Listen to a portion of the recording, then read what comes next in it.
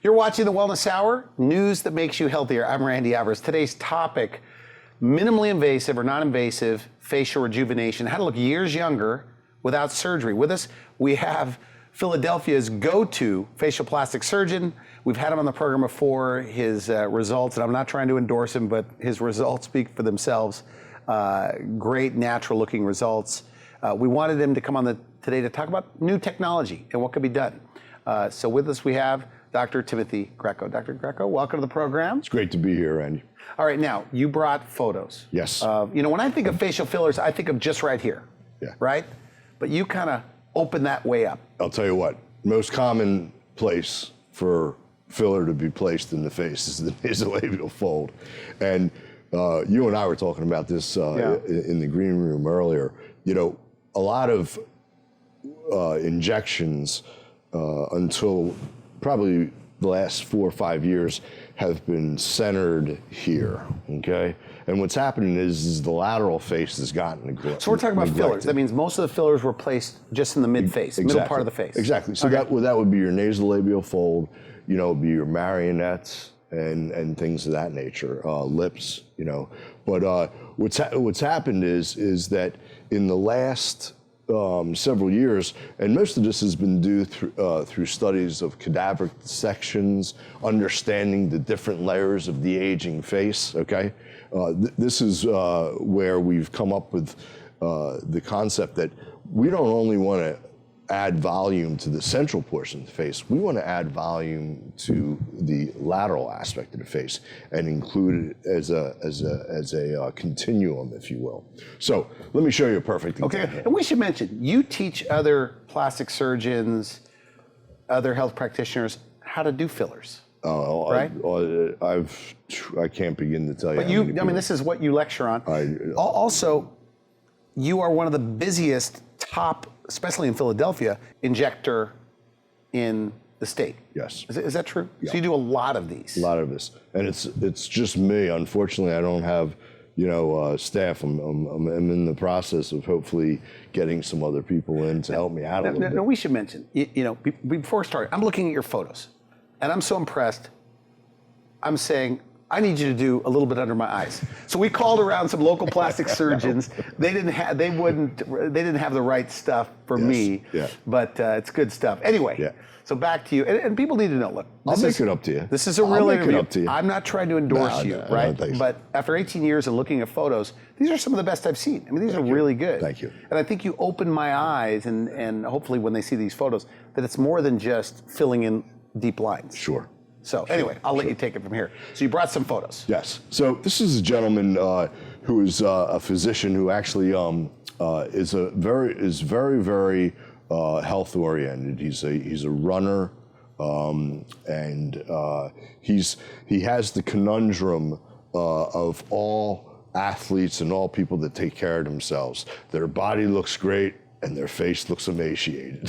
So he's starting to get a skeletal-looking face? Exactly. And, it's a shame because, it'd be nice if we can do something where the face can remain full and the body get tightened up. So if you look at this patient, usually what I do is when I'm looking at a face, I go from head to tail, okay?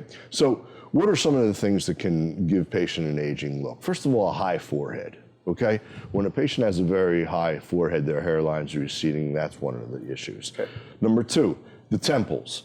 One of the things that has become incredibly popular now is injecting temples that are So hollow. he has like skeletal temples? Exactly. All right. And you can see it, right? Because you can see the lateral orbital rim right here in that picture. And you see how it's prominent it is? All right. Okay. And what that also is doing is that's causing his brow to drop, the tail of his brow to drop, okay? And I'll show you some pictures in the future on that. If you look at his eyes, particularly his upper eyelids, he's got that almost what we call the superior sulcus syndrome. And what that means is that the eyelid crease is located high. And what that does, it gives the patient that cadaveric look. The skeletal look. Skeletal look. Okay. The other thing is you can see that he has tear trough deformity. You can see the puffiness. So underneath his eyes. Sure. He's Just hollowed a little bit? Exactly. So from a lot of running and exercise. Yes, and truly, the reason for the hollowness under the eyes, as you see in this patient right here, Andy, is due to the fact that there were tissues that were more superiorly located, and they were covering the orbital bone at one time. And they dropped. And what happened is these tissues descended. And then this is one of the things that occurs. These ligaments become more visible, and this is what causes it. Take a look at his cheeks, okay? Look at, particularly in this region. All right. He's really hollowed out, and it's given him this second fold here. And it's a difficult thing to take care of. This is a gentleman that really, I think, that if you can fill him laterally and take care of his eyes, you can really make him look fresher and rested and just healthier, okay? So here he is afterwards. Oh, wow. All right, let me show you a 3/4 view. There's a 3/4 view before, there's one after, all right? Now, this one I think is the greatest telltale sign. Take a look at the before and after here.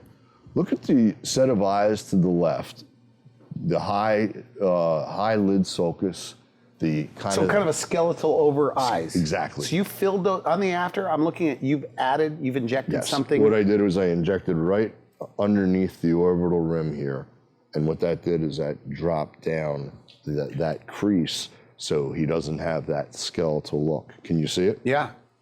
And then under the eyes, what'd you do? And filled the teardrops, or that hollowness underneath the eyes. So, Randy, I want you to take a look at the front view for me. Okay. And I want you to tell me, does this patient look more rested to you? In the after, yes. Okay. You know, I could have done a facelift on him. And you want to know something? Making that skin tighter might have actually been in his detriment, because it would have thinned his face that much more. Now tell me this, because there's something I learned in the green room when I was trying, for selfish reasons, wanting you to do it on me. We're calling plastic surgeons for some Restylane or something like that. And you only like to use, because the RNs, the plastic surgeons in this town are using the needle. Yeah. You like using a cannula. Yes. Why? Yes. Why is that so important? Well, the results are better, Randy. Okay. To be honest with you, with the cannula. Not only that. It sounds more invasive, though. Yeah, it's safer actually. Okay. You know, it's a safer way of introducing the product. To go back to your question, Randy, about the cannula, I will tell you, this result that you're seeing right here was probably 85% of the injection that was performed was done with a cannula. So when we hear about adding or adding filler all around the face, because it seems like, because I also see overfilled people. Yes. This does not look overfilled. Yes. Like too much filler. Yes. I mean, do you see that? I want to ask you about that. All the time. Is that just technique? They don't have an eye for it, in your opinion? You know who the best injectors in the world are, Randy? That person who can get a great result with the least amount of product. Okay. That is where the charm is. So this is another sweet patient of mine. She came in and she had this overall kind of cachectic look to the face, okay? What does that mean? So when I say cachectic, I mean you're seeing a lot of bone structure, and it feels like somebody has taken a relatively thin sheet of skin and has just laid it over. You know what I'm saying? Okay, yeah. You're not seeing that fullness. I mean, let's face it, when we look at a young child's face, what is it that makes us see that youth? It's that smooth, round cherub look, right? Yeah. Well, some patients, as we age and things of that nature, we lose that soft tissue carpet padding fullness. So you don't want their skeleton to show, like on that before? Well, it's okay. It's okay to highlight the important structures and have them show a little bit, but really what you want to do is you just want to have a nice, smooth face. Let's take a look at that other shot. So here's a same woman. 3/4 before and then after. Yeah, it's very nice. Yeah. Totally different. But I think you see it on the front view better. You can see how the hollowness in the cheeks as well as the hollowness in the temples. She doesn't look different, Randy. She just looks rested. She looks like I'd agree with that. Take a look at this patient. All right. Look at her lower cheeks. See how sunken in they are? This is after using Sculptra. Look how much better that looks. Wow. Now tell me which person looks healthier, more refreshed, more, just Much different. So you put fillers on her where? When I'm looking at this, what'd you do? I did a sculpture in here. I did some neuromodulator Botox in her glabella, and probably did a little bit of filler in her nasolabial folds. But you can see that how It's a softer look. it is. Whereas before she might look a little harder. That's where the fillers actually really come in. I'll tell you what minimally invasive procedures do. Okay. They do two things for you. Okay. All right. I think they prolong the time when someone may need to go with something more aggressive. Like a facelift. Right. Okay. Or when they've had something done aggressively, by maintaining with a little bit of fillers and a little bit of neuromodulators like Botox or Dysphoreseamin, you keep that fresh face looking fresh. Nice. Does that make sense? Okay. Yeah, so you use it on both ends of the spectrum with surgery in the middle. Younger patients, they're gonna try and avoid it, you know what I mean? And, let me tell you something that is really, really important to mention along with these results that I'm showing you is getting these patients on a really good skincare regimen. Okay. If their skincare regimen is good, they make these results look that much better. Take a look at this. Tear troughs are a big thing in my practice. That patient right there, Randy, I come in and I ask her, what's bothering you? My friends tell me I'm constantly tired. And I said, well, what do you think why do you think they're saying that? And she goes, well, I think it's because I got these dark circles underneath my eyes. And I'd say, I think you won a prize there. That's exactly what it is. So what do? We fill these hollowness up and look at the dramatic difference in that. Very natural. Very nice. Another thing that can do too, Randy, it's really, which is really unique too. You may not see it as much on that, but I've seen it on other patients that I've done tear troughs on, is that as patients age, the laxity of their lower lid becomes greater. And what happens is the lower lid pulls down and they get what they call scleral show. And scleral show is the white show of the pupil, okay? So basically, this is your eyeball right here, and this is the pupil, and then this is your lower eyelid. If your lower eyelid's right up against the eye, it looks more youthful. When this starts to pull away and you start to see that white between the So what's the answer? Margin thing, A filler does it? Really? You can actually put a filler in there, Randy. What it does is not only does it fill out the hollowness, but it also lifts the eyelid and gives it a little bit more of a youthful position. So it's a pretty neat little trick. Now, we haven't talked a lot about adding their own fat to their own face. So this could be done either way. Absolutely. Depending on how much downtime, depending on their anatomy. Exactly. Their goals. The other thing is too, that I think it makes this really unique, Randy, is the fact that we can do a rehearsal for our patients. What does that mean? I mean? Person comes in and says, I'm thinking about getting fillers, but I'm a little bit nervous. So, fat's going to be a tougher problem. Because it's more permanent. Exactly. So you start them out with the fillers. Exactly. They try it on, it looks good, then they come back for the fat, which is a longer lasting. Exactly. Interesting. And you do that a lot? Yes, I do. I mean, I'll mention fat as one of the situations and scenarios with patients. So you like this first? Well, I like it first if the patient is a little bit nervous about things. I want to ease them into Now, for people just tuning in, we're talking about facial fillers and what you need to know, but you teach this to other doctors across the country. Yes. Also, the manufacturers of these fillers, you're one of the top users in the US. Yes. So lots of experience. Yes.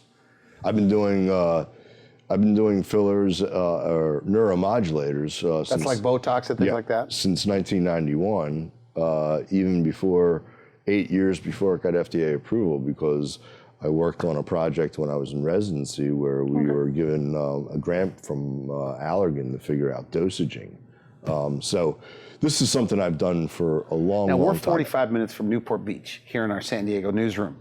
And I see a lot, that's why I didn't like this topic, even you coming in, because but I could see it does, I guess done right, you can't tell. Yeah. They just look rested. Yeah. But I see these built out faces. I'm calling it built out, but there's no wrinkles, but they're big faces. Yes. Whose idea is that? Is that the patient's or in the hands of whoever did that filler doesn't get it? I think... Putting you on the spot here, what do you think? I will tell you, I think both are culprits. I think the physician, like I said, as I mentioned earlier, if they know where to place the product and they can place it in a safe, effective place, they're going to get a great result. And the patient doesn't need to walk out looking like a balloon. They don't need that at all. I think patients sometimes, depending on their psyche, they tend, bigger is better, and more, if it looks good. So you have to talk them down sometimes? Absolutely. And the key is that in this is to explain to them what is, how you can make them look as fresh and rested as possible with the least amount of product. I mean, that to me is where the challenge is. If you can save your patient a few extra, dollars and give them a good result because you understand the anatomy, you understand the aging process, and more importantly, you understand your product as well as how to apply it to the face, this is it. Okay, good. All right, temples I told you about, Temples. right? Take a look at this patient here. So this temple area is common now? Very common. Really? Very okay, common. so here's Take a a woman. look at that patient right now. What do you notice about her eyebrows, particularly as So the they temples, go out? I'm looking at her temples. Yeah, it's disappearing, right? Okay. It's Yeah. gone, Say right? that. All right, now look what happens when it's filled. Now she's got the tail of her eyebrow back. Do you see it? Wow. So all you did was inject this area? Do you see how you filed the brow out? You Yeah. lost it, but then now on this on the after. now you see the tail of the brow going all the way out. Do you see it? Yeah, yeah. Okay, so what did that do? That gave the patient a more aesthetically pleasing brow, and not only that, but by volumizing the temple, it's also given a little bit of a lifting vector to the tail of the brow. So not only are you allowing that brow to show itself, but you're also allowing that brow to be in a better, more youthful looking position. Nice. This is a cadaveric look, you know what I mean? If someone's really So as really you get hollow. old, if you live long enough and stay healthy, you start losing no question fat about it. here? Yeah, there's a fat pad here called the. Is that right? Called the lateral temporal cheek neck fat pad. This fat pad, which extends, Randy, from here all along the face down to here, has been the most neglected fat pad since we started injecting. Now, what we're finding out is that's the fat pad we got to start going after to give people that more youthful look. I'm smiling because I appreciate your enthusiasm. Yeah, I mean you this like is- this. And yeah. what's good is you can deliver the photos Yeah. to back it up. But nice. that's the other thing I was telling you about, the reason why I get so much into this stuff, because really to understand our business, you have to understand the anatomy of the face. And So facial plastic surgeon yeah, ENT trained. So people always gives you a big advantage then, Yeah. is what you're saying. Because you could see through the face in a way, right? You could see through the face. It's a place where it's just, that's where I live, you know what I mean? All right. And I visit it every day, so to speak. I live Okay. it 24/7. Another hollow temples before. Look at the corners of the eyes here. All right. And take a look at it. Now take a look at this after. Oh my goodness. You see a difference? Yeah. I mean, if I were to guess her age in the before and then guess her age in the after, she definitely looks younger. And that's only showing you a spot, all right? Patient, I told you that, in the green room that, didn't want to have anything to do with lasers or structural fat grafting or anything. She goes, Dr. Greco, I am just so fearful. The only thing I want you to do for me is I want you to make me look fresher and rested, and I don't want to see the inside of an operating room, okay? So this is what she comes in as, okay? All right. And boy, did I want to put a laser to her, right? I almost got down on my hands and knees. And She said no laser. I almost proposed to her to use the laser, but this is what happened. Okay, I said, all right, so I'm going to give you some fillers. I'm going to give you a little bit of neuromodulators in there. We're going to calm things down. When you say neuromodulator, are we talking about Botox? Yes, Okay. Botox or any of the muscle relaxants. So Botox Where in the mouth? Well, you know, if you can look, I don't know if the corner of the mouth looks like it's going up a little bit. I'll put some right here, and there's a muscle here called the DAO, or depressor So are the anguli patients that are coming in where you're doing their temples and you're doing, and by the way, what other areas are we doing that we haven't even talked about that you're doing on the face as far as injections? One of the areas that is my pride and joy are lips. Lips. I just, to me, I don't know if it's the Italian in me or what, it's, a beautiful pair of lips to me is just, it's God's creation. And there is nothing that makes me more angry than a person that gets overfilled and all you see are these two hot dogs. Or the big lips. Yeah. I'm glad to hear you say that because, see, look, we're in California, and I think women think that you men... guys don't have any problem with that here, do you? Well, I'm telling you, that, overdone anything does not look good. It doesn't. Over filler, big lips. Doesn't. Like you're the big lip person at the party. Everybody's going, look at her lips. You're right. We talked about this too. It's a caricature.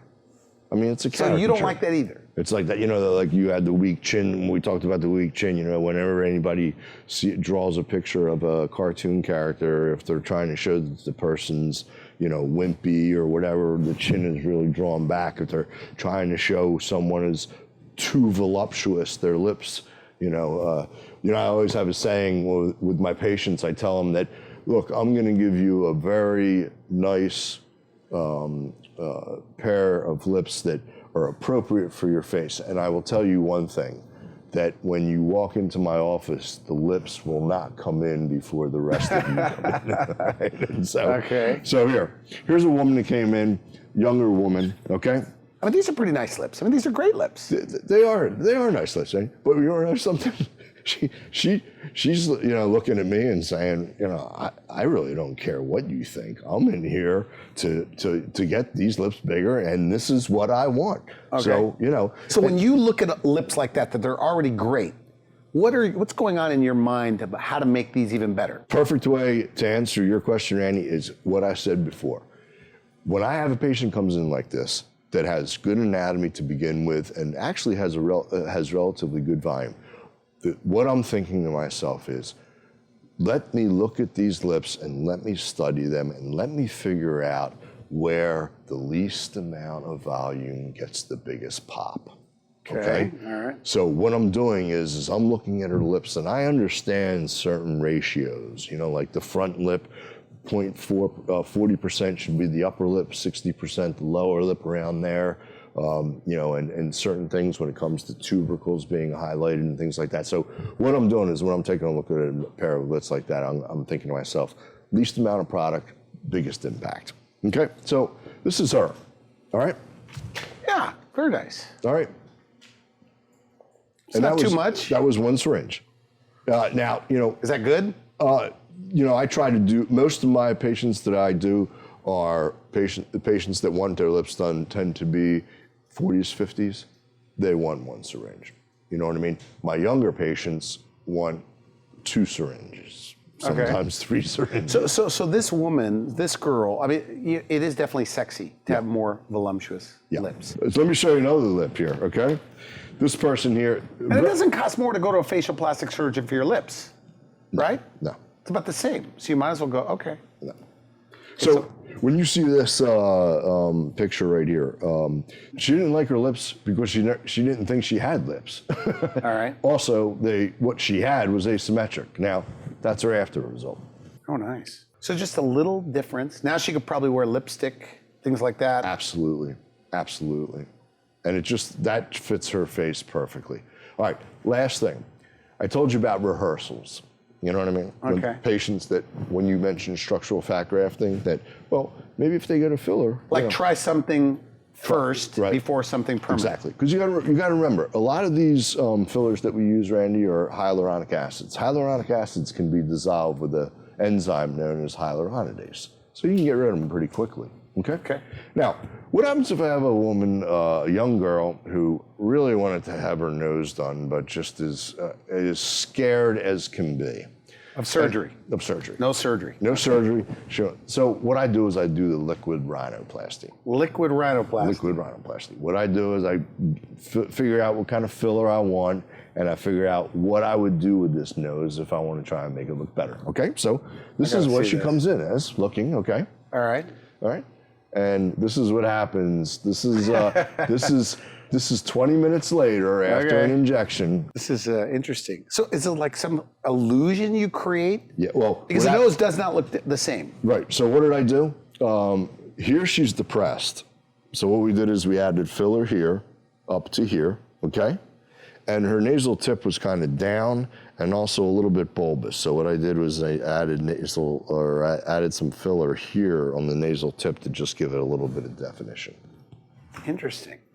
So what do they got? Non-surgical rhinoplasty or nose job? That'll last maybe 6 months, maybe 9 months, but once again, it gets the idea. And you could add fat later for a more permanent result, or you like fillers for the nose? No, well, I'll tell you what, if this patient wants to go for something more permanent, I want to do a rhinoplasty on her. Okay. You know what I mean? So I think fillers in the nose are okay for very, very limited indications. Okay. We're completely out of time. Great stuff. They can go to your website.